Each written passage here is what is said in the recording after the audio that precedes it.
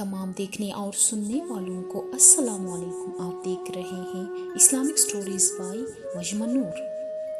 अगर तुम ये जानना चाहते हो कि अल्लाह क्यों तुम्हारे दिल से किसी चीज़ या शख्स का ख्याल नहीं निकाल रहा, क्यों तुम्हें ऐसी आजमाइश में डालकर तड़पा रहा है कि तुम टूट जाते हो, बिखर जाते हो, क्यों तुम्हारे दिल को बेचैन करता है?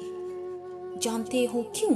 असल में अल्लाह को जब किसी इंसान का सजदा करना पसंद आ जाता है तो फिर अल्लाह ऐसे ऐसे असबाब बना देता है कि इंसान सजदा करने पर मजबूर हो जाता है। तुम्हारी मांगी की तरफ अल्लाह को पसंद आ गई। वो रहमान तो बस आजमाइश बेचकर तुम्हें अपने करीब कर रहा है।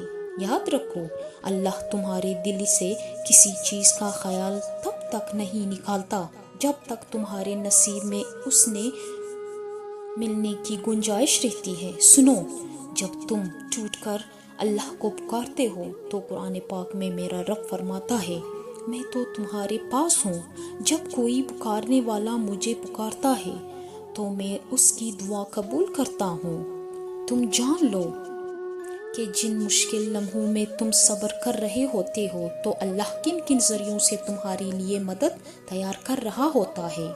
अगर तुम्हें ऐसा लगता है कि तुम्हारी जिंदगी में कुछ बेमकसद हो रहा है तो सुनो, जिस दर्द से तुम गुजर रहे होते हो मैं जानती हूँ, उस वक्त बर्दाश्त करना मुश्किल होता है, मगर वो रहमान तुम्हारी मंजिल को तुम्हारी सोच से भी ज्यादा खूबसूरत रखता है।